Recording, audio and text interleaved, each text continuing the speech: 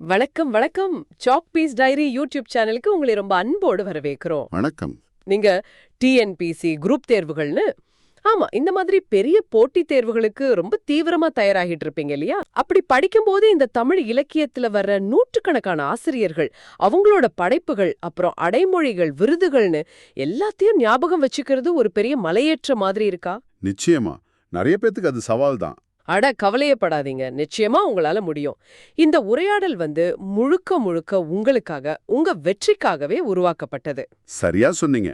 இன்னைக்கு நாம என்ன பண்ண போறோம்னா 6ஆம் வகுப்பிலிருந்து 8ஆம் வகுப்பு வரையிலான தமிழ் பாடப்புத்தகங்கள்ல வரக்கூடிய மிக முக்கியமான நூலாசிரியர்கள் கவிஞர்கள் பத்தின எல்லா தகவல்களையும் ஆமா அவங்க வாழ்ந்த கால வரிசைப்படி ஒரு முழுமையான அலசலா பார்க்க போறோம்.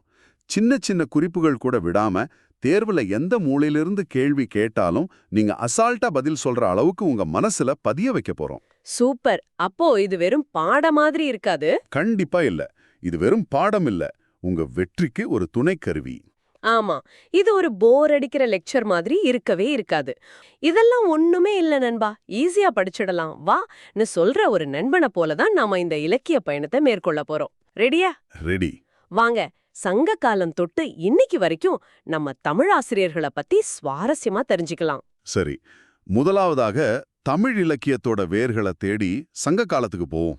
நிச்சயமா சங்க காலம்னு சொன்னாலே நம்ம நினைவுக்கு வர்ற முதல் இலக்கண ஆசான் தொல்காப்பியர் தான். ஆமா, நமக்கு கிடைச்சிருக்கிற தமிழ் நூல்கள்லயே மிக மிக பழமையான இலக்கண நூல் தொல்காப்பியம். இதன் ஆசிரியர் தொல்காப்பியர். இதுல கவனிக்க வேண்டிய விஷயம் என்னன்னா, இது வெறும் எழுத்து சொல் இலக்கணத்தை மட்டும் சொல்லல, பொருள் இலக்கணத்தையும் சொல்லுது. ஓ, பொருள் இலக்கணம்னா? அதாவது நம்ம பண்டை தமிழர்களோட வாழ்க்கை முறை, அகப்பொருள் புறப்பொருள் பத்தியும் பேசுது. அப்போ இது வெறும் மொழி இலக்கணம் அல்ல, ஒரு வகையில வாழ்க்கை இலக்கணம்னு சொல்லலாமா? சரியா சொன்னீங்க, வாழ்க்கை இலக்கணம் தான். அதுல எத்தனை அதிகாரங்கள் இயல்கள் இருக்கு? இது தேர்வுல முக்கியமா கேட்கப்படுமே. ஆமா, இது கண்டிப்பா கேட்பாங்க. தொல்காப்பியம் எழுத்து சொல் பொருள்னு 3 அதிகாரங்களை கொண்டது. சரி. இன்னும் ஆழமா பார்த்தா ஒவ்வொரு அதிகாரத்திலையும் 9 இயல்கள் இருக்கு. ஓ, ஒவ்வொன்னுலயும் 9ஆ? ஆமா. ஆக மொத்தம் 27 இயல்கள். இந்த அமைப்பு முறையை ஞாபகம் வச்சுக்கிறது தேர்வு நோக்குல ரொம்ப ரொம்ப முக்கியம். அருமை அருமை. 27 இயல்கள். சரி. மருதநிழநாகனார் சங்ககால புலவர் தானே அவரு? ஆமா, அவர் சங்க காலத்துல வாழ்ந்த புலவர்கள்ல ஒருத்தர். சங்க இலக்கியம்ங்கிறது நம்ம தமிழ் மொழியோட மிக பழைய இலக்கிய செல்வம் இல்லையா? அதுல 8 தொகை 10 பாட்டுன்னு நிறைய இருக்கு. மருதநிழநாகனார் 8 தொகை நூல்கள்ல ஒன்னான அகநானூறுல சில பாடல்கள் பாடியிருக்கார். அகநானூறுனா அது அகம், அதாவது காதல் வாழ்க்கை பத்தி பேசுற 400 பாடல்கள் இருக்கிற ஒரு தொகுப்பு. அகநானூறு. ஆமா, அந்த நெடிய பாடல்கள் ஞாபகம் வருது. சரி, வேற எந்த நூலோட இவருக்கு தொடர்பு இருக்கு? கலித்தொகைன்னு இன்னொரு 8 தொகை நூல் இருக்குல்ல, அதுலயும் இவரோட பங்களிப்பு இருந்ததா சொல்றாங்க. குறிப்பா சொல்லணும்னா கலித்தொகையில 5 திணைகள் வரும்.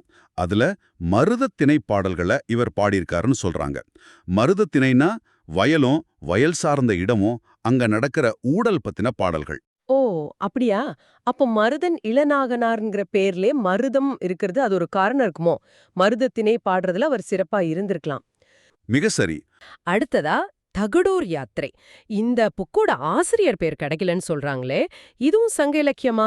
ஆமா, இது சங்க இலக்கியம் தான், புறப்பொருள் சார்ந்தது. ஓ. தகடூர் அதாவது இப்ப இருக்கிற தர்மபுரி, அந்த மன்னன் அதியமானுக்கும் சேர மன்னனுக்கும் நடந்த போர் பத்தி சொல்றதா ஒரு கருத்து இருக்கு. அப்படியா? ஆனா முழுசா கிடைக்கலையா? அதுதான் சோகம், முழுசா கிடைக்கல. சில பாட்டு மட்டும்தான் புறத்திரட்டு அப்படிங்கிற தொகுப்புல கிடைச்சிருக்கு. ஓஹோ, முழுசா கிடைச்சிருந்தா இன்னும் நிறைய விஷயம் தெரிஞ்சிருக்கும். சரி. தொல்காப்பியத்துக்கு அப்புறம் சங்க இலக்கியத்துல 10 பாட்டு நூல்களுக்கு ஒரு தனி இடம் உண்டு. ஆமாம். அதுல 2 நூல்களை எழுதின கடியலூர் உருத்திரங்கண்ணார பத்தி சொல்லுங்க. கடியலூர் உருத்திரங்கண்ணார் சங்ககால புலவர்கள்ல முக்கியமானவர். இவர் 10 பாட்டுல 2 நூல்கள், பெரும்பாணாற்றுப்படை அப்புறம் பட்டினப்பாலை, இந்த 2ஐயும் இயற்றியிருக்கார். பெரும்பாணாற்றுப்படை தொண்டைமான் இளந்திரையனை பாடுது. சரி. பட்டினப்பாலை கரிகால் சோழனோட பெருமையையும் அவரோட தலைநகரமான காவிரி பூம்பட்டினத்தோட வணிகச் சிறப்பையும். காவிரி பூம்பட்டினம்? ஆமா, செல்வச் செழிப்பையும் ரொம்ப அழகா படம் பிடிச்சு காட்டுது. இதுல ஒரு சுவாரஸ்யம் என்னன்னா, இது புறப்பொருள் நூல்னாலும் இடையில வஞ்சி நெடும்பாட்டுன்னு அகப்பொருள் சார்ந்த பகுதியும் இருக்கு. ஓ, அப்படியா? பட்டினப்பாலே வெறும் துறைமுக நகரத்தோட பெருமைய மட்டும் பேசல, அதுக்குள்ள அகப்பொருள் நுணுக்கமும் இருக்கா? இது நல்ல தகவல். ஆமா. அடுத்து சங்க காலத்துல பெண் புலவர்களும் இருந்திருக்காங்க. அதுல காவற்பெண்டு பத்தி என்ன குறிப்புகள் இருக்கு? காவற்பெண்டு ஒரு வீரத்தாய். ம், இவர் பாடின ஒரே ஒரு பாடல் தான் நமக்கு கிடைச்சிருக்கு. ஒண்ணே ஒண்ணுதானா? ஆமா, அதுவும் புறநானூற்றுல இருக்கு. அந்த பாடல்ல என் மகன் எங்க இருக்கான்னு கேக்குறீங்களா, புலி தங்கிட்டு போன குகை மாதிரி. அடடா. அவனை பெத்த என் வயிறு இப்போ வெறுமையா இருக்கு. அவன் போர்க்களத்துல தான் நிப்பான்னு சொல்றாங்க. எவ்ளோ வீரம் பாருங்க. நிஜமாவே மைசில் இருக்குது. இவர் சோழ மன்னன் போர்வைக்கோப்பெரு நற்கிள்ளியோட செவிலித்தாயா இருந்தவர்னு ஒரு குறிப்பு இருக்கு. ஓ, செவிலித்தாயா? ஆமா, இது அவரோட சமூக நிலையையும் காட்டுது இல்லையா? ஒரு பாடலா இருந்தாலும் அது காலத்தால் அழியாம நிற்குது. ஒரு பாடல், ஒரு தாய், ஒரு வீரம். சரி, புறநானூறு மாதிரி அக இலக்கியத்துல 8 தொகை நூல்கள்ல தனித்துவமான ஓசை கொண்டது கலித்தொகை. ஆமா, கலித்தொகை. அதுல நெய்தல் களிய பாடின நல்லந்துவனார் பத்தி என்ன தெரிஞ்சுக்கணும்? நல்லந்துவனார் இவரை கலித்தொகையை தொகுத்தவர்னு சொல்லுவாங்க, நெய்தல் களி பாடல்களை பாடியவர்னு சொல்லுவாங்க. சரி. கலித்தொகை மற்ற 8 தொகை நூல்கள் மாதிரி ஆசிரியப்பாவால இல்லாம துள்ளல் ஓசை கொண்ட கலிப்பாவால ஆனது. துள்ளல் ஓசை? ஆமா, இதுல நாடக பாங்குல உரையாடல் வடிவத்துல நிறைய பாடல்கள் இருக்கும். இதுதான் இதோட தனிச்சிறப்பு. ஓ, அப்படியா? நல்லந்துவனார் நெய்தல் திணை பாடல்கள்ல ரொம்ப தேர்ந்தவர். இவர் கலித்தொகை மட்டும் இல்லாம பரிபாடல் நூல்லையும் ஒரு கடவுள் வாழ்த்து பாடல பாடியிருக்கார். ஓ, பரிபாடல்லையுமா? ஆமா, இதுல இருந்து இவரோட பன்முக திறமை தெரியுது. அப்போ கலித்தொகைனா துள்ளலோசை, நாடகப்பாங்கு, நல்லந்துவனார் இதை இணைச்சு ஞாபகம் வச்சுக்கலாம். கரெக்ட். சங்க காலத்தை தாண்டி இப்போ சங்க மருவிய காலத்துக்குள்ள அடி எடுத்து வைப்போம். 14 கணக்கு நூல்கள். இதுல முதல் பெயர் நம்ம எல்லாருக்கும் தெரிஞ்சதுதான், திருவள்ளுவர். ஆமா, திருவள்ளுவர் இல்லாம தமிழ் இலக்கிய வரலாறே இல்ல. இவர் இயற்றிய திருக்குறள் 14 கணக்கு நூல்கள்ல முதன்மையானது. ஆமா. இது அறம் பொருள் என்பம்னு முப்பால்களையும் 133 அதிகாரங்கள்ல 1330 குறட்பாக்களையும் கொண்டது. குறள் வெண்பாக்களால் ஆனது. 1330. இதோட பெருமை சொல்ல வார்த்தைகளே இல்ல. உலக பொதுமறை, வாயுரை வாழ்த்து, பொய்யாமொழி, தமிழ்மறை, உத்தரவேதம்னு பல சிறப்பு பெயர்கள் இருக்கு. இத்தனை பெயர்கள்? ஆமா, உலகில் அதிக மொழிகள்ல மொழிபெயர்க்கப்பட்ட நூல்கள்ல திருக்குறளும் ஒண்ணு. திருவள்ளுவரோட சிறப்பு பெயர்களும் தேர்வுல அடிக்கடி வரும். என்னென்ன? தெய்வ புலவர், பொய்யில் புலவர், சென்னா போதார், நாயனார், முதற்பாவலர், நான்முகனார், மாதானுபங்கி, இப்படி பல பெயர்கள். இதெல்லாம் நீங்க கண்டிப்பா தெரிஞ்சுக்கணும். இவ்ளோ பேர் இருக்கா? இதுவே அவரோட புகழே சொல்லுது. திருக்குறளுக்கு அடுத்தபடியா நம்ம மனசுல நிக்கிற இன்னொரு பெரும் காப்பியம் சிலப்பதிகாரம். ஆமா, சிலப்பதிகாரம். அதை இயற்றியவரு இளங்கோவடிகள். இவரோட காலம் என்ன? இளங்கோவடிகள் கிபி 2ஆம் நூற்றாண்டைச் சேர்ந்தவர்னு பெரும்பாலான ஆய்வாளர்கள் சொல்றாங்க. 2ஆம் நூற்றாண்டா? ஆமா, இவர் சேர மரபைச் சேர்ந்தவர். சேரன் செங்குட்டுவனுடைய தம்பின்னு சொல்லப்படுது. ஓ, சேரன் தம்பியா? இவர் இயற்றிய சிலப்பதிகாரம் ஐம்பெருங்காப்பியங்கள்ல ஒண்ணு. இதுக்கு முத்தமிழ் காப்பியம். முத்தமிழ் காப்பியம் ஏன் அப்படி சொல்றாங்க? அதுல இயல், இசை, நாடகம் 3 இருக்கு. அதனால அப்படி சொல்றாங்க. அது மட்டும் இல்ல, குடிமக்கள் காப்பியம். குடிமக்கள் காப்பியம்னா?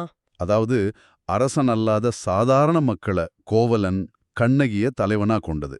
அது ஒரு புதுமை இல்லையா? ஆமாமா. அப்புறம் ஒற்றுமை காப்பியம். சேர, சோழ, பாண்டிய 3 நாடுகளையும் கதை இணைக்குது. நாடக காப்பியம்னும் பல சிறப்பு பெயர்கள் இருக்கு. சரி. சிலப்பதிகாரமும் அதோட தொடர்ச்சியா வர்ற மணிமேகலையும் இரட்டை காப்பியங்கள்னு அழைக்கப்படுது. இதுவும் முக்கியம்.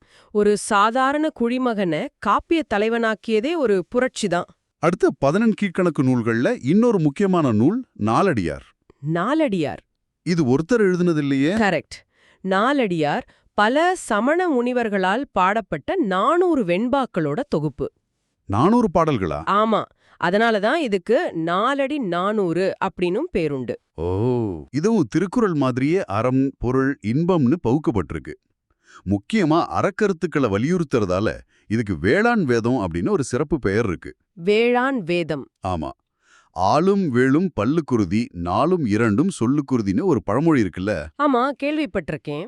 அதுல நாளும்னு சொல்றது இந்த நாலடியாரே தான், இரண்டும்னு சொல்றது திருக்குறளை. இது திருக்குறளுக்கு இணையா மதிக்கப்பட்டதை காட்டுது பாருங்க. அப்படியா? தாருண தகவல். பழமொழின்னதும் இன்னொரு நூல் நினைவுக்கு வருது, பழமொழி 400. ஆமா, அதோட ஆசிரியர் முன்றை அரையனார். இவரை பத்தி என்ன குறிப்புகள் முக்கியம்? முன்றை அரையனார் கிபி 4ஆம் நூற்றாண்டை சேர்ந்தவர். 4ஆம் நூற்றாண்டு. ஆமா, இவரும் சமண சமயத்தைச் சேர்ந்தவர்னு கருதப்படுது. இவர் இயற்றிய பழமொழி 400 14 கீழ்க்கணக்கு நூல்கள்ல ஒன்று. சரி. இதோட தனித்தன்மையே ஒவ்வொரு பாட்டோட இறுதியிலையும் ஒரு பழமொழி இடம் தரும். ஒவ்வொரு பாட்டுலயுமா? ஆமா, அதனாலதான் இந்த பெயர். இதுலயும் 400 பாடல்கள் இருக்கு. இது அன்றைய சமூக வாழ்க்கை நீதி நெறிகளை பழமொழிகள் மூலமா நமக்கு சொல்லுது. ஒவ்வொரு பாட்டுக்கும் ஒரு பழமொழி. கேட்கவே சுவாரஸ்யமா இருக்கு. காரியாசான். காரியாசான். சிறு பஞ்சமூலம் ரொம்ப ஃபேமஸ் இல்லையா? ஆமாமா. சிறு பஞ்சமூலம் ஒரு நீதி நூல். காரியாசான மா காரியாசான் அப்படின்னு சொல்லுவாங்க. இவர் மதுரை தமிழாசிரியர் மாக்காயனாரோட மாணவர். ஓ, இவரு சமண சமயமா? ஆமா, சமண சமயத்தைச் சேர்ந்தவர். அது அவரோட நூல்லையும் தெரியும். 5 சின்ன வேர் மாதிரி 5 கருத்துக்கள் வாழ்க்கைக்கு நல்லதுன்னு சொல்றது. அடுத்ததா ஆசார கோவை. ஆசார கோவை. ஆசிரியர் பெருவாயின் முள்ளியார். இந்த பேர் கொஞ்சம் வித்தியாசமா இருக்கு. நூல் எத பத்தி பேசுது? ஆமா, பேர் கொஞ்சம் வித்தியாசம்தான். பெருவாயின் முள்ளியார். ஆசார கோவை அப்படின்னா நல்ல ஒழுக்கங்களின் தொகுதின்னு பொருள். நல்ல ஒழுக்கங்களின் தொகுதியா? ஆமா, இதுவும் 14 கீழ்க்கணக்கு நூல்கள்ல ஒன்று. நம்ம அன்றாட வாழ்க்கையில கடைபிடிக்க வேண்டிய நல்ல பழக்க வழக்கங்கள், ஒழுக்க நெறிகள், அதாவது ஆசாரங்களை எடுத்து சொல்ற 100 வெண்பாக்களை கொண்டது இந்த நூல். 100 பாட்டுதானா? ஆமாம். பெருவாயின் முள்ளியார் பிறந்த ஊர் கயத்தூர். இவர் சைவ சமயத்தைச் சேர்ந்தவர் என்பது கூடுதல் தகவல். எனக்கு நீலகேசி ஞாபகம் வருது. ஐஞ்சிறுங்காப்பியங்கள்ல ஒண்ணுதானே? கரெக்ட்.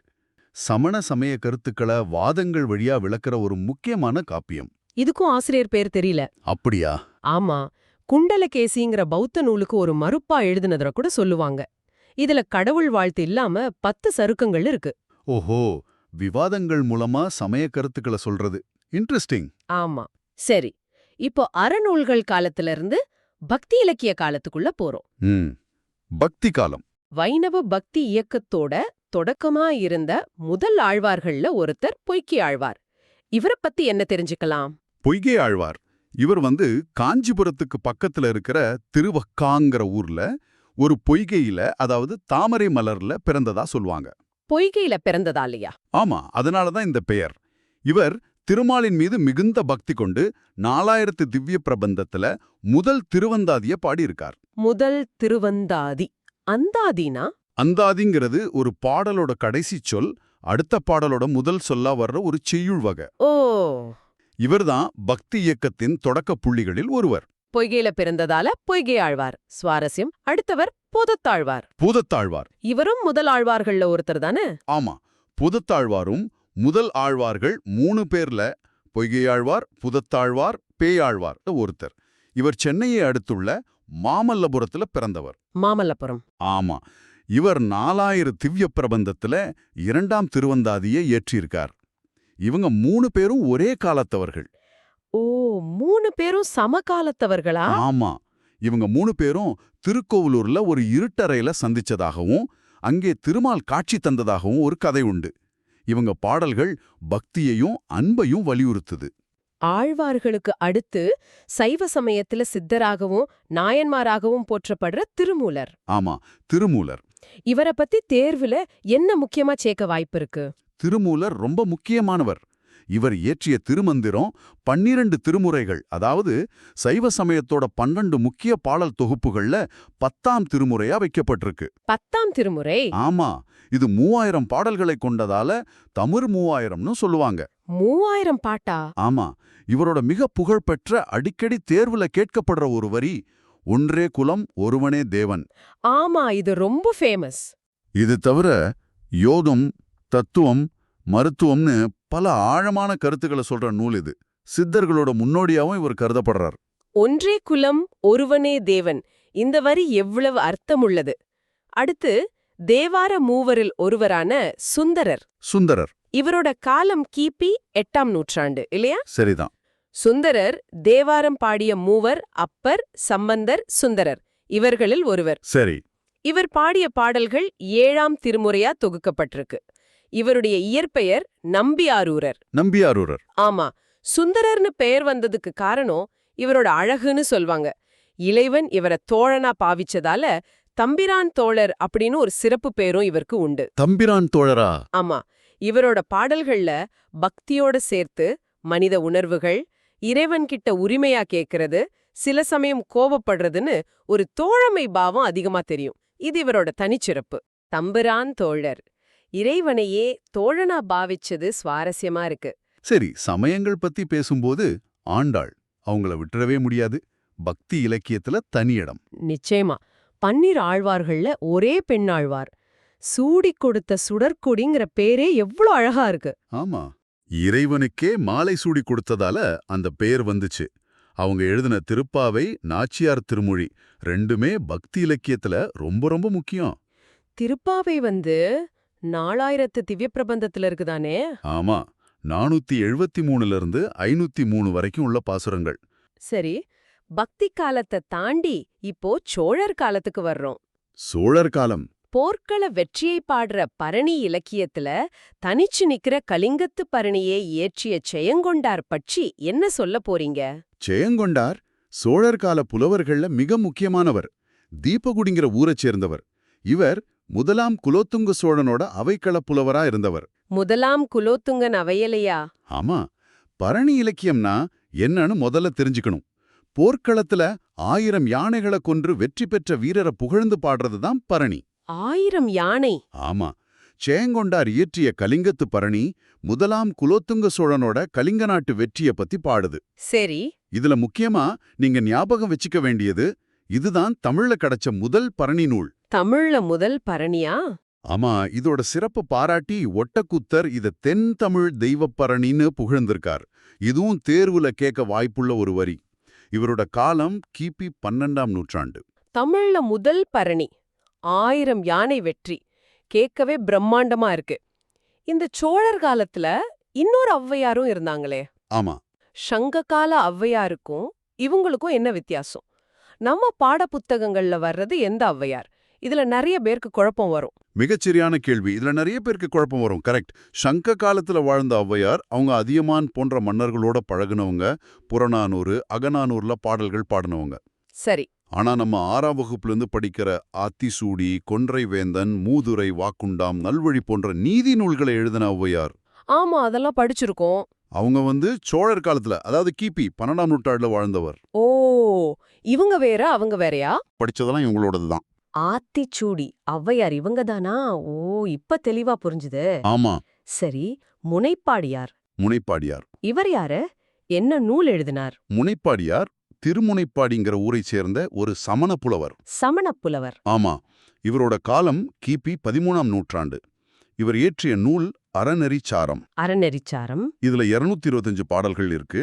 பேரே சொல்ற மாதிரி இதுவும் நல்லொழுக்கங்களை, அறநெறிகளை வலியுறுத்துற ஒரு நீதி நூல் தான். சமண சமயம் வலியுறுத்துற கொல்லாமை போன்ற அறக்கருத்துக்களை இதுல காணலாம். மிக அருமை. பிற்கால புலவர்கள் இருந்து கிபி 15ஆம் நூற்றாண்டைச் சேர்ந்த காலமேக புலவர். இவர் பேரை கேட்டாலே நமக்கு என்ன ஞாபகத்துக்கு வரும்? சந்தேகமே இல்லாம சிலேடை தான். அதாவது இரட்டற மொழிதல். ஆமா, ஒரே பாட்டுல 2 அர்த்தம் வர மாதிரி பாடுறதுல மன்னனவர். கார்மேகம் மாதிரி கவிதை பொழிவார்னு சொல்லுவாங்களே. ஆமா, கார்மேகம் போல கவிதை பொழியும் ஆற்றல் கொண்டவர்ங்கிறதுனால காலமேகம்னு பேர் வந்ததா சொல்வாங்க. இவர் ஒரு ஆசுகவியும் கூட. பாசுகவி அப்படின்னா? அதாவது கேட்ட மாத்திரத்திலேயே அந்த இடத்திலேயே கவிதை இயற்றக்கூடியவர். ஓ, நம்ம பாட புத்தகத்துல வர்ற கீரைப்பாத்தியும் குதிரையும் பாடல் அதுக்கு ஒரு சிறந்த உதாரணம் இல்லையா? ஆமா ஆமா. எப்படி ஒரு சாதாரண கீரைப்பாத்திய மேகமா ஓடுற குதிரையோட ஒப்பிட்டு ரெண்டுக்கும் பொருந்தும்படி பாடியிருக்கார் பாருங்க. அந்த சிலேடை நயம் ரொம்ப அருமையா இருக்கும். திருவானைக்காவுலா, சரஸ்வதி மாலை, பரபிரம்ம விளக்கம்னு வேற நூல்களும் எழுதியிருக்கார். அடுத்து 17ஆம் நூற்றாண்டுக்கு வரும். குமரகுருபரர் 1625ல பிறந்து 1688 வரை வாழ்ந்தவர். இவர் பல சிற்றிலக்கியங்களை படைத்தவர்னு சொல்றோம். இந்த சிற்றிலக்கியம்னா என்னன்னு கொஞ்சம் விளக்கலாமா? தேர்வர்களுக்கு உதவியா இருக்கும். கண்டிப்பா. இப்போ தமிழ் இலக்கியத்துல அறம், பொருள், இன்பம், வீடுன்னு நாற்பொருளையும் பாடுவது பெருங்காப்பியம். சரி. அதுல சில கூறுகள் குறைஞ்சு குறிப்பிட்ட பாடுபொருள்கள், சில உறுப்புகளை மட்டும் கொண்டு பாடப்படுவது சிற்றிலக்கியங்கள். இத பிரபந்தங்கள்னு சொல்வாங்க. ஓ, 96 வகை சொல்வாங்களே. ஆமா, கிட்டத்தட்ட 96 வகை பிரபந்தங்கள் இருக்குன்னு சொல்றாங்க. பிள்ளைத்தமிழ், உலா, கலம்பகம், மாலை, அந்தாதி, கோவை இதெல்லாமே சிற்றிலக்கிய வகைகள் தான். அருமை. அந்த வகையில குமரகுருபரர் நிறைய சிற்றிலக்கியங்கள் எழுதியிருக்கார். மீனாட்சி அம்மை பிள்ளைத்தமிழ், கந்தர் கலிவெண்பா, சகலகலாவள்ளி மாலை, அப்புறம் முத்துக்குமார சுவாமி பிள்ளைத்தமிழ், நீதிநெறி விளக்கம்னு பட்டியல் நீளமா போகும். இவரோட நீதிநெறி விளக்கம் நூல்ல இருந்து கடவுள் வாழ்த்து பாடல் நமக்கு பாடப்பகுதியா இருக்கு இல்லையா? ஆமா, அது மட்டும் இல்லாம இவர் தமிழ், வடமொழி, இந்துஸ்தானி மொழிகள்ல நல்ல புலமை பெற்றவருங்கிறதும் ஒரு முக்கியமான குறிப்பு. ஓ அப்படியா? தன் காலத்துல காசி வரைக்கும் போய் மடம் நிறுவி சைவ சமயத்தை பரப்பிய பெருமையும் இவருக்குண்டு. அடுத்ததா கால வரிசையில நாம பாக்குறது தாயுமானவர். 1705 முதல் 1742 வரை 18ஆம் நூற்றாண்டு. இவர் திருச்சியை ஆண்ட விஜய ரகுநாத சொக்கலிங்கர் கிட்ட கருவூல அலுவலரா, அதாவது கணக்கரா வேலை பார்த்தவர். ஆனா அரசு வேலையை விட இறையருள் மேலதான் இவருக்கு நாட்டம் அதிகமா இருந்திருக்கு போல. ஆமா, இவரோட பாடல்கள் எல்லாமே ரொம்ப எளிமையானவை, ஆனா ஆழமான தத்துவங்கள் நிறைஞ்சவை. எல்லாரும் இன்புற்றிருக்க நினைப்பதுவே அல்லாமல் வேறொன்றறியேன் பராபரமே.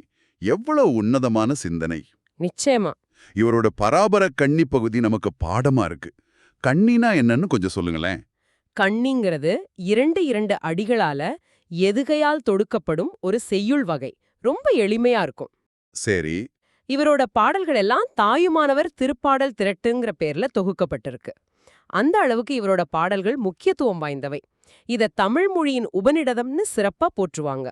ஓ, தமிழ் மொழியின் உபநிடதம். அருமையான குறிப்பு. அடுத்து பிற்கால புலவர்கள்ல நம்ம பட்டியல்ல கடைசியா இருக்கிறவர் குணங்குடி மஸ்தான் சாஹிப்.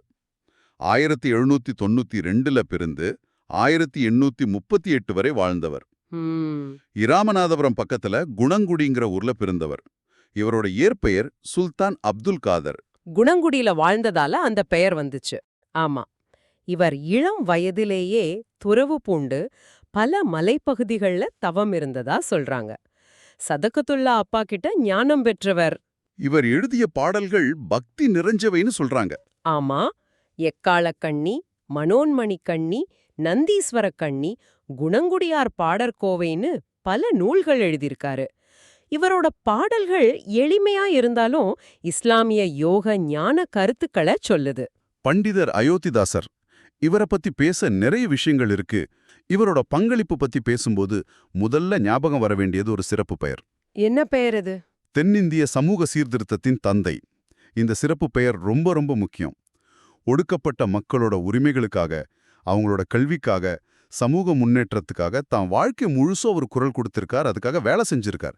அதனால இந்த பெயர் அவருக்கு. தென்னிந்திய சமூக சீர்திருத்தத்தின் தந்தை. கேட்கும்போதே அவரோட பணிகளோட வீச்சு புரியுது. சரி, அவரோட செயல்பாடுகள்ல ரொம்ப முக்கியமானதுன்னு எதை சொல்லலாம்? அவரோட இதழியல் பணி ரொம்ப முக்கியமானது. 1907ஆம் வருஷம் ஒரு பைசா தமிழன் அப்படிங்கிற பேர்ல ஒரு வார இதழா ஆரம்பிச்சாரு. அந்த பேரே கொஞ்சம் யோசிக்க வைக்குதில்ல.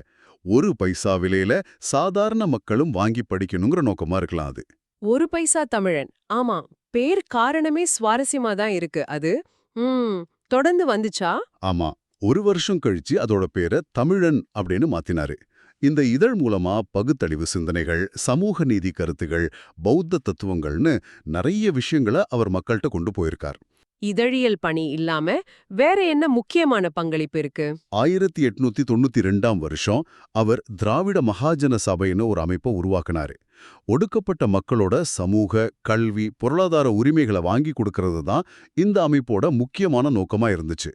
சமூக வரலாறு, இதழியல், சீர்திருத்த இயக்கம்னு பல பாடப்பகுதிகள்ல இவரோட தொடர்பு இருக்கு. சரி, பிற்கால புலவர்கள் பகுதியை முடிச்சிட்டு இப்போ 19ஆம் நூற்றாண்டுக்குள்ள நுழையிறோம்.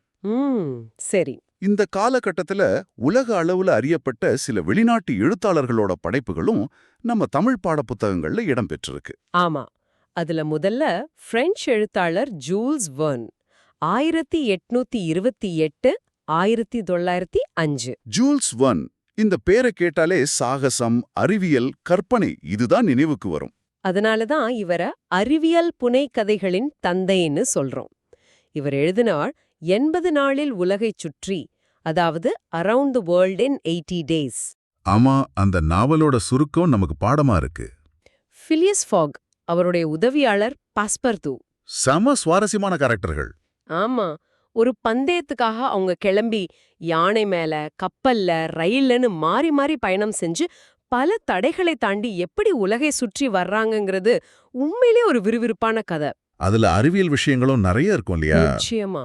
பூமி உருண்டை, பூமத்திய ரேகை, கிரீன்விச் நேரம்னு பல விஷயங்களை அந்த கதையோட சேர்த்து சொல்லியிருப்பார்.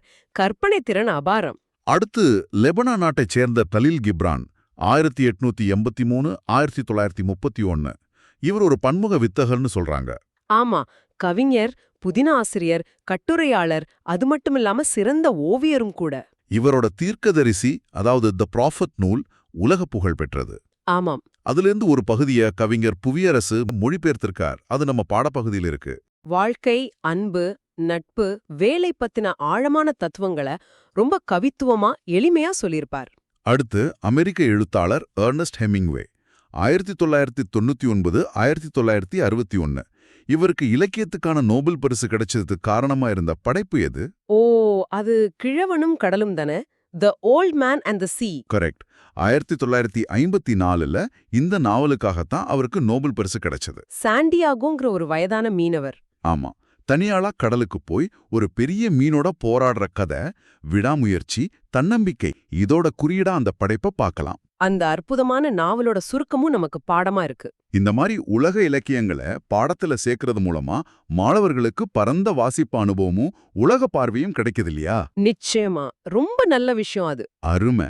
இப்போ நம்ம தமிழ் இலக்கியத்தோட முக்கியமான காலகட்டத்துக்குள்ள, அதாவது 20ஆம் நூற்றாண்டு மற்றும் தற்காலத்துக்குள்ள வர்றோம்.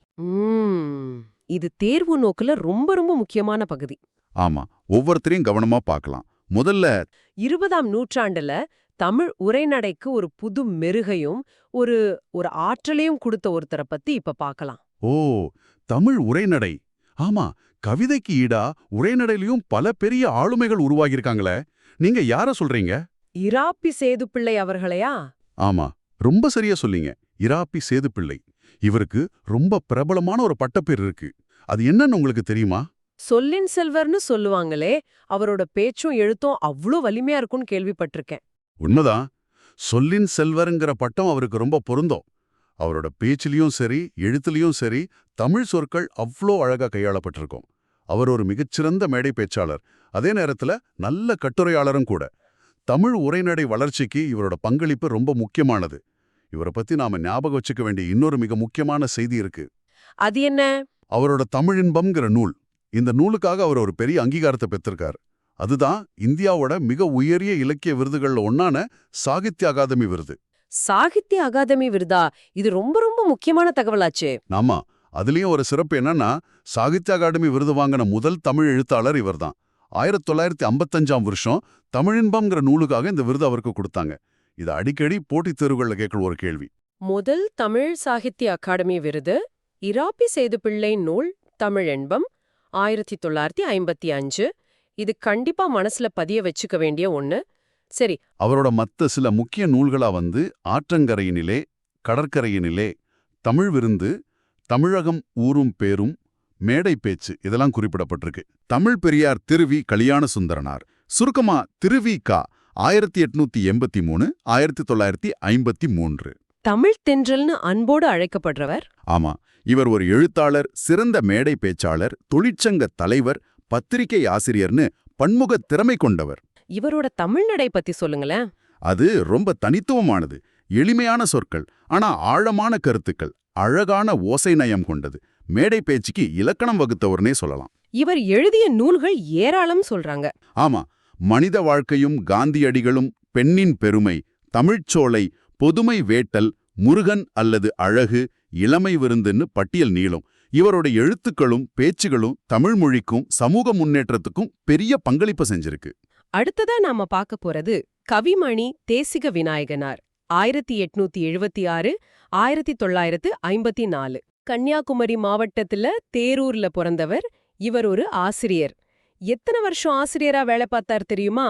36 வருஷம், அப்படிதானே? ஆமா, 36 ஆண்டுகள் பள்ளி ஆசிரியரா பணியாற்றியவர். இவருக்கு கவிமணிங்கிற பட்டம் எதுக்கு கொடுத்தாங்கன்னா, இவரோட கவிதைகள் அவ்வளோ இனிமையா எளிமையா இருக்கும். ஆமா, குழந்தைங்கள இருந்து பெரியவங்க வரைக்கும் எல்லாரும் ரசிக்கிற மாதிரி இருக்கும். இவர் எழுதின மலரும் மாலையும்ங்கிற தொகுப்புல இருந்து கலங்கரை விளக்கும் பாடல் நமக்கு பாடமா இருக்கு. அது மட்டும் இல்லாம எட்வின் அர்னால்ட் எழுதின லைட் ஆஃப் ஏஷியாங்கிற நூலை தழுவி இவர் எழுதின ஆசிய ஜோதி நூல்ல இருந்தும் ஒரு பகுதி பாடத்துல இருக்கு. புத்தரின் வரலாற்றை சொல்லும் பகுதி. ஆமா, உமர் கய்யாம் பாடல்களையும் இவர் மொழிபெயர்த்திருக்கார். தொடர்ந்து நாமக்கல் கவிஞர் வே. இராமலிங்கனார் 1888 1972. இவர் நாமக்கல்ல பிறந்தவர். இவருக்கு என்ன சிறப்பு பெயர்? காந்திய கவிஞர். ஏன்னா இவர் காந்திய சிந்தனைகளால ரொம்ப ஈர்க்கப்பட்டு தன்னோட கவிதைகள்லயும் அதை வெளிப்படுத்தினார். அதனாலதான் அப்படி சொல்றோம். ஆமா, இவர் தமிழக அரசோட முதல் அரசவை கவிஞரா இருந்த பெருமையும் இவருக்கு உண்டு. இவரோட கத்தியின்றி ரத்தமின்றி யுத்தமொன்று வருகுதுங்கிற பாடல். ஆமா, உப்பு சத்தியாகிரக போராட்டத்தின் போது தொண்டர்கள் பாடிச் சென்ற பாடல் அது ரொம்ப பிரபலம். நம்ம பாடத்துல இவரோட எங்கள் தமிழ்ங்கிற கவிதை இருக்கு. இவர் ஒரு கவிஞர் மட்டுமல்ல, சிறந்த ஓவியரும் கூட. மலைக்கல்லன், நாமக்கல் கவிஞர் பாடல்கள், என் கதை, இது சுயசரிதை, சங்கொலி போன்ற பல நூல்களை எழுதியிருக்கார். அடுத்து டி.கே. சிதம்பரநாதர், சுருக்கமா டி.கே.சி. 1882 1954. இவருக்கு ரசிகமணின்னு ஒரு சிறப்பு பெயர் இருக்கு. ஏன் அப்படி சொல்றாங்க? ஓ, ஏன்னா இவரு இலக்கியத்தை அணுகுற முறையே ஒரு ரசிகனோட பார்வையில தான் இருக்குன்னு சொல்வாங்க. ஆமா, இலக்கியத்தோட அழக, நுட்பத்தை ரசிச்சு அனுபவிச்சு மற்றவங்களுக்கும் சொல்றதுல வல்லவர். இவர் ஒரு வழக்கறிஞர், எழுத்தாளர், திறனாய்வாளர், திருநெல்வேலிக்காரர். தன் வீட்ல வட்டத்தொட்டிங்கிற பேர்ல இலக்கிய கூட்டங்கள் நடத்தினாரே. ஆமா, அது மூலமா பல இளம் எழுத்தாளர்களை ஊக்குவிச்சிருக்கார். கடித இலக்கியத்தின் முன்னோடின்னு இவரை சொல்வாங்க. திறனாய்வு துறைக்கும் இவரோட பங்களிப்பு முக்கியமானது. இவர் எழுதின இதய ஒலிங்கிற நூல்ல இருந்து எடுக்கப்பட்ட திருநெல்வேலி சீமையும் கவிகளும்ங்கிற கட்டுரை நமக்கு பாடமா இருக்கு. இப்போ தமிழ் இலக்கியத்தோட ஒரு சிகரம் மகாகவி பாரதியார் 1882 1921. இவரை பத்தி என்ன சொல்றது? வார்த்தைகளே போதாது. உண்மைதான். கவிஞர், எழுத்தாளர், இதழாளர், சமூக சீர்திருத்தவாதி, விடுதலை போராட்ட வீரர், இப்படி பல பரிமாணங்கள். நீடுதுயில் நீக்க பாடி வந்த நிலா, சிந்துக்கு தந்தைன்னெல்லாம் பாராட்டப்பட்டவர். ஆமா, எட்டயபுரத்துல பிறந்து 39 ஆண்டுகளே வாழ்ந்தாலும் தமிழ் இருக்கிற வரைக்கும் இவரோட புகழ் நிலைச்சு நிற்கும். இவரோட பாடல்கள் ஒவ்வொன்றும் ஒரு நெருப்பு மாதிரி இல்லையா? நாட்டுப்பற்று, மொழிப்பற்று, பெண் விடுதலை, சாதி ஒழிப்பு, சமூக நீதி எல்லாத்தையும் பத்தி பாடியிருக்கார். பாப்பா பாட்டு, கண்ணன் பாட்டு, குயில் பாட்டு, பாஞ்சாலி சபதம்னு இவரோட படைப்புகள் ஏராளம். நம்ம பாடத்துல இவரோட காணி நிலம் வேண்டும் கவிதையும், அப்புறம் பாரதம் அன்றைய நாற்றங்கால் போன்ற பாடல்களும் வருது. வாவு சிதம்பரனார் இவரோட நெருங்கிய நண்பர்னும் அடிக்கடி வந்து இவரோட பாடல்களை கேட்டு ரசிப்பார்னு ஒரு குறிப்பு இருக்கு. ஓ, அப்படியா? பாரதியாரோட தாக்கத்தால அவர் மேல கொண்ட அளவு கடந்த பற்றால தன்னோட பேரையே மாத்திக்கிட்ட ஒரு கவிஞர் இருக்கார். யார் அவரு? நம்ம புரட்சி கவிஞர் பாரதிதாசன் தான். 1891 1964. ஆமா, இவரோட இயற்பெயர் கனக சுப்புரத்தினம். பாரதியார் மேல கொண்ட பக்தி காரணமா பாரதிதாசன்னு மாத்திக்கிட்டார். இவருக்கு பாவேந்தர்னு ஒரு சிறப்பு பெயர் உண்டுதானே? ஆமா, பாவேந்தர் பாரதிதாசன். இவர் கவிதைகள்ல புரட்சிகரமான கருத்துக்கள், சமூக சீர்திருத்த சிந்தனைகள் அதிகம் இருக்கும். மூடநம்பிக்கை எதிர்ப்பு, பெண் கல்வி, பொது உடைமை, திராவிட இயக்க கருத்துக்கள்னு இவர் பாடாத பொருளே இல்ல. குடும்ப விளக்கு, பாண்டியன் பரிசு, அழகின் சிரிப்பு, இருண்ட வீடு, தமிழியக்கம், இதெல்லாம் இவரோட முக்கியமான படைப்புகள். நம்ம பாடப்புத்தகத்துல இருக்கிற தமிழுக்கும் அமுதென்று பேர், அந்த தமிழின்ப தமிழங்கள் உயிருக்கு நேருங்கிற இன்பத் தமிழ் பாடல் இவரோடதுதான். கேட்டாலே உடம்பு சிலிர்க்கும்.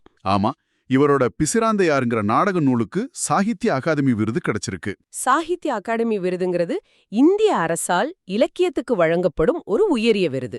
சரி, அடுத்து உடுமலை நாராயணகவி 1899 1981. இவரை பகுத்தறிவு கவிராயர்னு சொல்றாங்க. ஏன் அந்த பேர்? ஏன்னா இவர் தன்னோட பாடல்கள் மூலியமா பகுத்தறிவு கருத்துக்களையும் சமூக சீர்திருத்த கருத்துக்களையும் எளிய மக்கள்கிட்ட கொண்டு சேர்த்தார். குறிப்பா திரைப்பட பாடல்கள்ல இத ரொம்ப திறமையா செஞ்சார். ஆமா, நாட்டுப்புற இசையோட மெட்டுல எளிய சொற்களை பயன்படுத்தி ஆழமான கருத்துக்களை விதைச்சவர். நம்ம பாடத்துல ஒன்றல்ல இரண்டல்ல தம்பிங்கிற பாடல் இருக்கு. நாடக எழுத்தாளராகவும் இவர் பங்களிப்பு இருக்கு. தொடர்ந்து கீவா ஜெகநாதன், சுருக்கமா கீவாஜா, 1906 1988. இவர் ஒரு எழுத்தாளர், பதிப்பாசிரியர். இவருக்கும் ஒரு சிறப்பு இருக்கு. இவர் யாருடைய மாணவர் தெரியுமா? ஓ, தமிழ் தாத்தா உவேசாவோட மாணவர் இவர்தானே? கரெக்ட். டாக்டர் உவே சாமிநாதையரோட மாணவர். கலைமகள்ங்கிற இலக்கிய இதழோட ஆசிரியரா ரொம்ப காலம் பணியாற்றியிருக்கார். இவரோட முக்கியமான பங்களிப்பு நாட்டுப்புற பாடல்களை தொகுத்தது. மலையருவிங்கிற பேர்ல இவர் தொகுத்த நாட்டுப்புற பாடல்கள் நூல்ல இருந்து பேச்சு மொழியும் எழுத்து மொழியுங்கிற ஒரு பகுதி நமக்கு பாடமா வந்திருக்கு. இப்ப நாம பார்க்க போறவர் தமிழ் சிறுகதை உலகத்தோட ஒரு முக்கியமான திருப்புமுனை, புதுமைப்பித்தன், 1906 1948. இவரோட இயற்பெயர் சோ விருத்தாசலம். தமிழ் சிறுகதைக்கு ஒரு புதிய வடிவத்தையும் உள்ளடக்கத்தையும் கொடுத்தவர் இவர்தான். ஆமா, சமூகத்தோட அவலங்களை, மனித மனசோட சிக்கல்களை எந்த பூச்சும் இல்லாம அப்படியே படம் பிடிச்சு காட்டுறது இவரோட பாணி. இவரோட கதைகள் இன்னிக்கும் நவீனத்துவத்தோட இருக்கு. 100க்கும் மேற்பட்ட சிறுகதைகள் எழுதியிருக்கார். கடவுளும் கந்தசாமி பிள்ளையும், சாப விமோச்சனம், பொன்னகரம், ஒரு நாள் கழிந்தது, துன்பக்கேணி இதெல்லாம் இவரோட மறக்க முடியாத படைப்புகள். தமிழ் சிறுகதையின் முன்னோடின்னு இவரை தாராளமா சொல்லலாம். அடுத்து வானமாமலை, 1917 1980. இவர் ஒரு முக்கியமான ஆய்வாளர். எந்த துறையில ஆய்வு செஞ்சார்? நாட்டுப்புற இலக்கிய ஆய்வுல இவரோட பங்களிப்பு ரொம்ப முக்கியமானது. இவர் ஒரு மார்க்சிய சிந்தனையாளரும் கூட. திருநெல்வேலி பகுதியைச் சேர்ந்தவர். ஆராய்ச்சின்னு ஒரு ஆய்வு எதிரையும் நடத்தினாரே. ஆமா, தமிழ்நாட்டு பாமரர் பாடல்கள், வீரபாண்டிய தட்டபொம்மு கதைப்பாடல் போன்ற நாட்டுப்புற இலக்கியங்கள் எல்லாம் தொகுத்து வெளியிட்டிருக்கார். இப்ப நம்ம பார்க்க போற கவிஞர் திராவிட நாட்டின் வானம்பாடின் ஒருத்தரால பாராட்டப்பட்டவர். யார் அந்த கவிஞர்? யார் பாராட்டுனாங்க? கவிஞர் முடியரசன், 1920 1998. இவர் அப்படி பாராட்டியவர் பேரறிஞர் அண்ணா. ஓ, முடியரசனோட இயற்பெயர் துரைராசு தானே? ஆமா, இவரோட கவிதைகள்ல திராவிட இயக்க சிந்தனைகளும் தமிழ் உணர்வும் மிளிர்ந்து நிற்கும். பூங்கொடி, காவியப்பாவை, வீரகாவியம், முடியரசன் கவிதைகள்னு பல நூல்களை எழுதியிருக்கார். பூங்கொடிக்கு தமிழ் வளர்ச்சிக் கழக பரிசு கிடைச்சிருக்கு. ஆமா, இவரோட நான் திராவிடத்தின் குரலாகவே ஒலிப்பேன்ங்கிற உறுதி இவரோட கவிதைகள்ல தெரியும். அடுத்து பாரதிதாசன் பரம்பரையைச் சேர்ந்த இன்னொரு முக்கியமான கவிஞர் வாணிதாசன், 1915 1974. இவரோட இயற்பெயர் அரங்கசாமி என்ற எத்திராசலு. இவருக்கு பாரதிதாசனே வாணிதாசன்னு பெயர் சூட்டினார். கவிஞரேறு, பாவலர்மணின்னு சிறப்பு பெயர்களால அழைக்கப்படுறார். இவர் தமிழ் மட்டும் இல்லாம தெலுங்கு, ஆங்கிலம், பிரெஞ்சு மொழிகளிலும் புலமை பெற்றவர். அதனாலதான் இவருக்கு பிரெஞ்சு அரசு செவாலியே விருது கொடுத்து கௌரவிச்சிருக்கு. ஆமா, செவாலியங்கிறது பிரெஞ்சு அரசோட உயரிய விருதுகள்ல ஒண்ணு. தமிழச்சி, கொடிமுல்லை, தொடுவானம், எழிலோவியம், குழந்தை இலக்கியம்னு பல நூல்களை எழுதியிருக்கார். இயற்கைய பாடுறதுல இவருக்கு நிகர் இவரே. அடுத்து சுரதா, 1921 2006. இவரோட இயற்பெயர் ராசகோபாலன். இவரும் பாரதிதாசன் மேல கொண்ட பற்றால தன்னோட பேரை சுப்பரத்தினிதாசன்னு மாத்திக்கிட்டு அதோட சுருக்கமா சுரதான்னு வச்சுக்கிட்டார். இவருக்கு ஒரு சிறப்பு பெயர் இருக்கே, அது என்ன? உவமை கவிஞர். ஏன்னா தன்னோட கவிதைகள்ல உவமைகளை அருமையா கையாளுவார். சொல்லப்போனா எதுக்கு உவமை சொல்றாரோ அதுக்கே ஒரு புது அழகு கொடுத்துருவார். கரெக்ட். தேன்மழை, துறைமுகம், சுவரும் சுண்ணாம்பும், சுரதா கவிதைகள்னு பல நூல்கள் எழுதியிருக்கார். தேன்மழை நூலுக்கு தமிழக அரசு பரிசு கிடைச்சிருக்கு. இயற்கை எழில்ங்கிற பகுதியில காடு பற்றிய இவரோட கவிதை நமக்கு பாடமா இருக்கு. திரைப்பட பாடல்களும் எழுதியிருக்கார். திரைப்பட பாடல்கள்னதும் உடனே நினைவுக்கு வர்ற இன்னொரு மாபெரும் கவிஞர் கவியரசு கண்ணதாசன், 1927 1981. இவரோட இயற்பெயர் முத்தையா, சிறுகூடல்பட்டியில பிறந்தவர். ஆமா, எண்ணற்ற திரைப்பட பாடல்கள் மூலமா எளிய மக்கள் மனசுலயும் நீங்கா இடம் பிடிச்சவர். எளிய சொற்கள்ல ஆழமான தத்துவங்களை, வாழ்க்கை அனுபவங்களை சொன்னவர். தமிழக அரசின் அரசவை கவிஞராவும் இருந்திருக்கார். அர்த்தமுள்ள இந்து மதம், மாங்கனி, வனவாசம், மனம் போல மாங்கல்யம், இயேசு காவியம்னு நிறைய நூல்கள் எழுதியிருக்கார். இவரோட சேரமான் காதலிங்கிற புதினத்துக்கு சாகித்ய அகாதமி விருது கிடைச்சிருக்கு.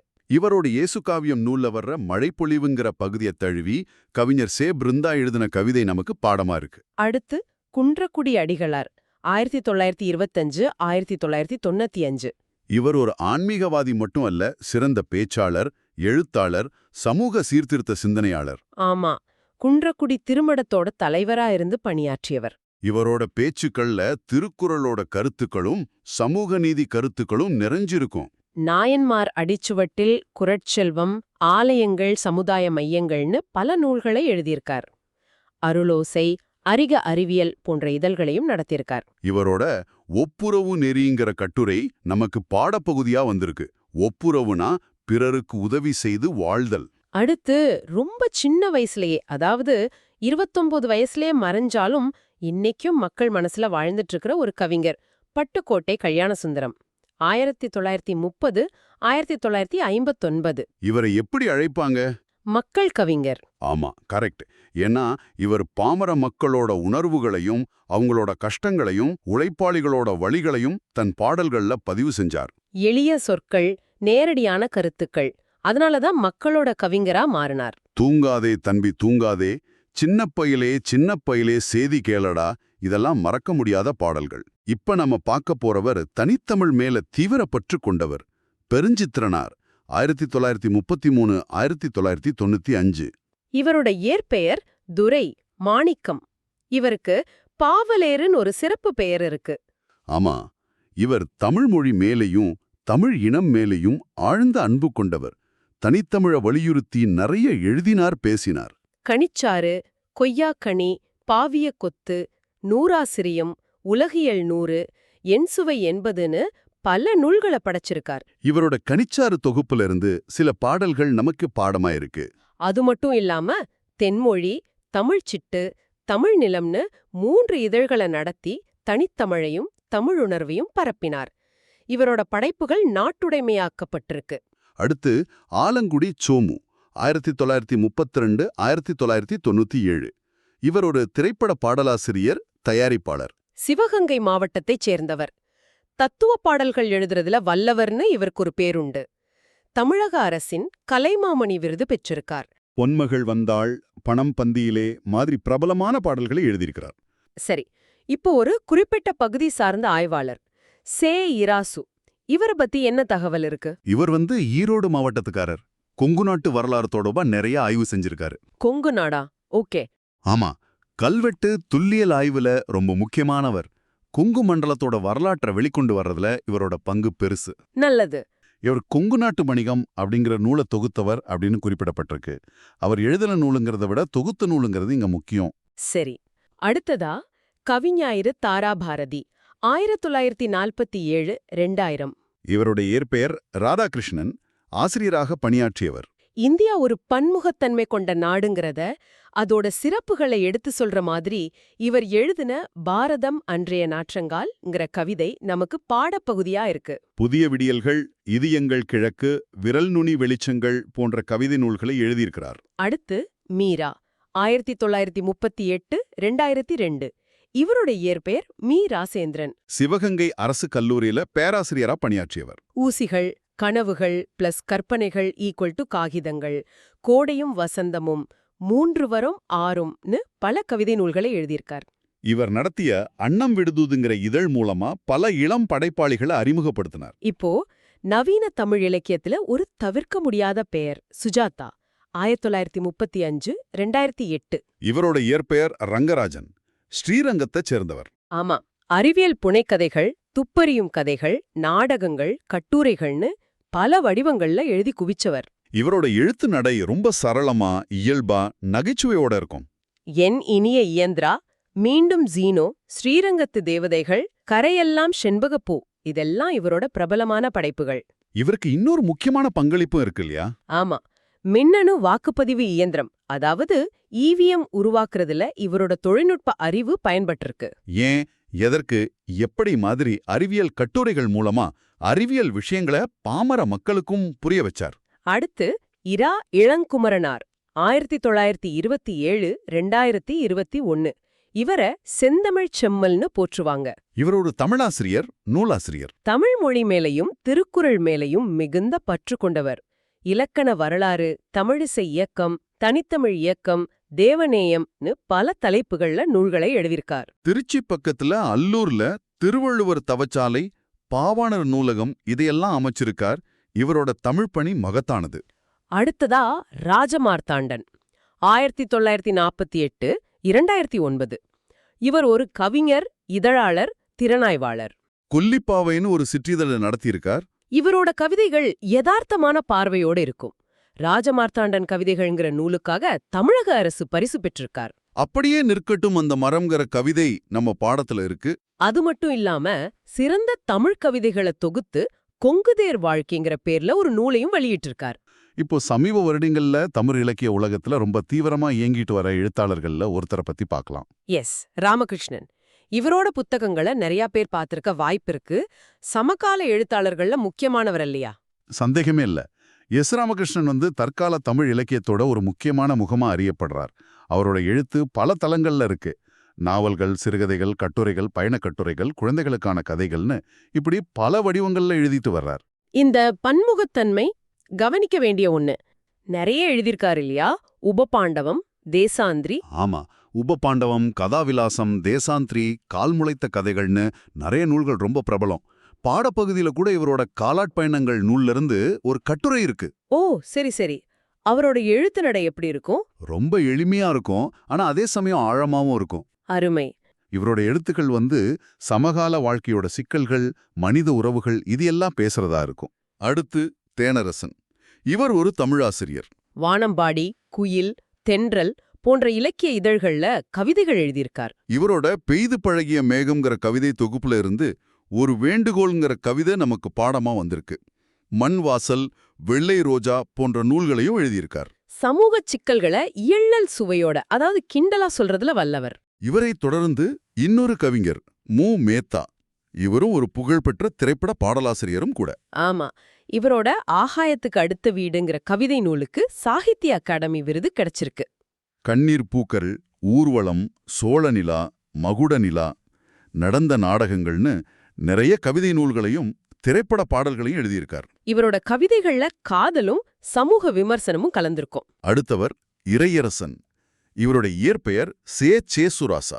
கல்லூரி பேராசிரியரா பணியாற்றியவர். இவரது கவிதைகள் பல்வேறு இதழ்கள்ல வெளிவந்திருக்கு. அடுத்து ஒரு அறிவியல் எழுத்தாளர் நெல்லை சு. முத்து.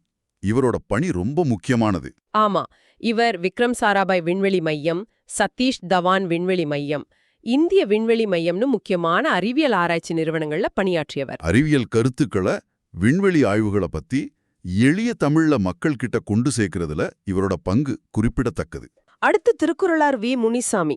பேர்லயே திருக்குறள் இருக்கே, 80க்கும் மேற்பட்ட நூல்களை எழுதியிருக்கார். இவர் பேர்லே இருக்கு திருக்குறள் மேல இவருக்கு இருந்த ஈடுபாடு. ஆமா, நகைச்சுவையா திருக்குறளுக்கு விளக்கம் சொல்லி திருக்குறளை மக்கள் கிட்ட கொண்டு சேர்த்தவர். திருக்குறள் சொற்பொழிவாளர், எழுத்தாளர்னு பன்முகத்திறமை கொண்டவர். வள்ளுவர் உள்ளம், வள்ளுவர் காட்டிய வழி, திருக்குறளில் நகைச்சுவை, சிந்தனை களஞ்சியம், உலகப் பொதுமறை திருக்குறள் உரைவிளக்கம்னு பல நூல்களை எழுதியிருக்கார். இவரோட வாழ்விக்கும் கல்விங்கிற கட்டுரை நம்ம பாடத்துல இருக்கு. இவருக்கு திருக்குறள் ரத்தினம்னு ஒரு பட்டமும் உண்டு. அடுத்ததா சு. சக்திவேல். இவர் ஒரு நாட்டுப்புறவியல் ஆய்வாளர், பேராசிரியர். நாட்டுப்புற இலக்கியங்களை தேடி சேகரிச்சு தொகுத்து ஆய்வு செஞ்சு நிறைய நூல்கள் எழுதியிருக்கார். இயல் ஆய்வு, தமிழர் நாட்டு பாடல்கள், நாட்டுப்புற கதைகள், நாட்டுப்புறவியல் அகராதி இதெல்லாம் இவரோட முக்கியமான பங்களிப்புகள். இவரைத் தொடர்ந்து வெங்கம்பூர் சாமிநாதன். இவர் ஒரு மொழிபெயர்ப்பாளர், எழுத்தாளர். குறிப்பா வங்க மொழி படைப்புகளை தமிழுக்கு கொண்டு வந்தவர். அடுத்து ஒரு பெண் கவிஞர் சே. பிருந்தா. இவரோட மழைப்பொழிவு கவிதை நம்ம பாடத்துல இருக்கு. இது எதை தழுவி எழுதப்பட்டது? இது கவியரசு கண்ணதாசனோட இயேசு காவியம் நூல்ல வர்ற மழைப்பொழிவு பகுதியை தழுவி எழுதப்பட்டது. இவர் எழுதிய மற்ற கவிதை நூல்கள் மழை பற்றிய பகிர்தல்கள், வீடு முழுக்க வானம், மகளுக்கு சொன்ன கதை. அடுத்து சுப்ரபாரதி மணியன். இவர் ஒரு எழுத்தாளர், கவிஞர், இதழாசிரியர். கனவுன்னு ஒரு இலக்கிய இதழ நடத்தி வர்றாரு. பின்னல், வேட்டை, தண்ணீர் யுத்தம், புத்துமண் போன்ற புதினங்களை எழுதியிருக்கார். இவரோட படைப்புகள்ல குழந்தை தொழிலாளர் முறை ஒழிப்ப, இயற்கை வளங்களை பாதுகாத்தல் போன்ற சமூக அக்கறை கொண்ட கருத்துக்கள் அதிகமா இருக்கும். திருப்பூர் பின்னலாடை தொழிலாளர்களின் வாழ்க்கையை பற்றியும் எழுதியிருக்கார். தொடர்ந்து பாவண்ணன். இவர் ஒரு எழுத்தாளர், மொழிபெயர்ப்பாளர். கன்னட மொழியிலிருந்து பல சிறந்த படைப்புகளை தமிழுக்கு கொண்டு வந்திருக்கார். வேர்கள் தொலைவில் இருக்கின்றன, நேற்று வாழ்ந்தவர்கள், கடலோர வீடு, பாய்மரக் கப்பல், மீசைக்கார பூனை, பிரயாணம்னு நிறைய சிறுகதை தொகுப்புகள், நாவல்கள் எழுதியிருக்கார். அடுத்து கோமகள். இவரோட இயற்பெயர் ராஜலட்சுமி. தஞ்சாவூரை சேர்ந்த பெண் எழுத்தாளர். அன்பின் சிதறல்ங்கிற புதினத்துக்காக தமிழக அரசின் பரிசு பெற்றிருக்கார். உயிர் அமுதாய், நிலாக்கால நட்சத்திரங்கள், கன்னி போன்ற நாவல்களையும் சிறுகதை தொகுப்புகளையும் எழுதியிருக்கார். பெண்களின் உணர்வுகளை மையப்படுத்தி எழுதுபவர். அடுத்து பி. சா. குப்புசுவாமி. இவர் ஒரு சிறுகதை ஆசிரியர், தொடக்கப்பள்ளி தலைமையாசிரியரா பணியாற்றி ஓய்வு பெற்றவர். புகழ்பெற்ற எழுத்தாளர். ஜெயகாந்தனோட நெருங்கி பழகிய அனுபவங்களை ஜெயகாந்தனோடு பல்லாண்டுங்கிற பேர்ல நூலா எழுதியிருக்கார். இவரோட ஓர் ஆரம்ப பள்ளி ஆசிரியரின் குறிப்புகள்ங்கிற நூல்ல இருந்து ஒரு பயணம்ங்கிற கதை நமக்கு பாடப்பகுதியா இருக்கு. இவரை தொடர்ந்து ஸ்ரீரங்கராயன் சிவகுமார், திருப்பூர் பகுதியைச் சேர்ந்த எழுத்தாளர். 150க்கும் மேற்பட்ட சிறுகதைகளை எழுதியிருக்கார். கன்னிவாடி, குணச்சித்திரங்கள், உப்புக்கடலை குடிக்கும் பூனை போன்ற சிறுகதை தொகுப்புகள் இவரோட படைப்புகள்.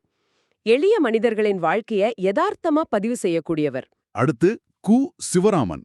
இவர் ஒரு சித்த மருத்துவர், ஆனா ஒரு எழுத்தாளராகவும் அறியப்படுறார். ஆமாம், உணவு, உடல்நலம், பாரம்பரிய மருத்துவம் பத்தின விழிப்புணர்வு கட்டுரைகளை நிறைய எழுதி வர்றார். 6ஆம் திணை, 7ஆம் சுவை, நலம் 360 டிகிரி போன்ற நூல்கள் ரொம்ப பிரபலம். உணவுக்கும் பண்பாட்டுக்கும் உள்ள தொடர்பு அழகா விளக்குவார். அடுத்து பக்தவத்சல பாரதி. இவர் ஒரு மானுடவியல் ஆய்வாளர், பேராசிரியர். மானுடவியல், அதாவது ஆந்த்ரோபாலஜி துறையில இவரோட பங்களிப்பு ரொம்ப முக்கியமானது. தமிழர் மானுடவியல், பண்பாட்டு மானுடவியல், தமிழக பழங்குடிகள், பாணர் இன வரைவியல்னு பல ஆய்வு நூல்களை எழுதியிருக்கார். நம்ம சமூகத்தோட வேர்களை புரிஞ்சுக்க இவரோட ஆய்வுகள் உதவும். தொடர்ந்து வ. கீதா. இவர் ஒரு சமூக செயல்பாட்டாளர், எழுத்தாளர், மொழிபெயர்ப்பாளர். பெண்கள் உரிமைகள், தலித்தியம், சமூக நீதி சார்ந்த பல கட்டுரைகளையும் நூல்களையும் எழுதியிருக்கார், மொழிபெயர்த்திருக்கார். ஆங்கிலத்திலிருந்தும் தமிழுக்கும், தமிழிலிருந்து ஆங்கிலத்துக்கும் மொழிபெயர்த்திருக்கார். அப்பா, சங்ககாலம் தொட்டு தற்காலம் வரைக்கும் நம்ம பாடப்புத்தகங்கள்ல இருக்கிற இத்தனை ஆசிரியர்களை பற்றியும் ஒரு முழுமையான, அதே சமயம் வேகமான பயணத்தை முடிச்சிருக்கோம். என்ன நண்பர்களே, கொஞ்சம் மூச்சு வாங்குற மாதிரி இருக்கா? இத்தனை பேரு, இத்தனை தகவல்கள் இருக்கலாம். ஆனா ஒன்னு சொல்றேன், இந்த உரையாடலை நீங்க திரும்ப திரும்ப கேட்கும் போதும், முக்கியமான குறிப்புகளை நீங்களே கைப்பட எழுதும் போதும், இதெல்லாம் உங்க மனசுல ஆழமா பதிஞ்சிடும். நிச்சயமா உங்களால முடியும். கண்டிப்பா. நம்பிக்கையோட படிங்க. ஒவ்வொருத்தரோட சிறப்பு பெயர்கள், அவங்களோட முக்கிய படைப்புகள், அவங்க வாங்கின விருதுகள், அவங்களோட தனித்துவமான பாணி, இது எல்லாம் நீங்க கொஞ்சம் தொடர்பு படுத்தி படிச்சீங்கன்னா மறக்கவே மறக்காது. உதாரணமா பாரதிதாசன்னா புரட்சி கவி, பகுத்தறிவு, தமிழ் இயக்கம்னு ஞாபகம் வரணும். சுரதானா உவமை கவிஞர்னு ஞாபகம் வரணும். காளமேகம்னா சிலேடைன்னு ஞாபகம் வரணும். இப்படி சின்ன சின்னதா தொடர்பு படுத்தி படிங்க. வெற்றி ரொம்ப தூரத்துல இல்ல. சாக்பீஸ் டைரியின் இந்த விரிவான அலசல்ல இவ்வளவு நேரம் எங்களோட பொறுமையா பயணித்த உங்க எல்லோருக்கும் எங்கள் மனமார்ந்த நன்றி. நன்றி. விடாமுயற்சியோட படிங்க, நம்பிக்கையோட தேர்வெழுதுங்க, வெற்றி உங்களுக்கே. மீண்டும் சந்திப்போம். நிச்சயம் சந்திப்போம். நன்றி.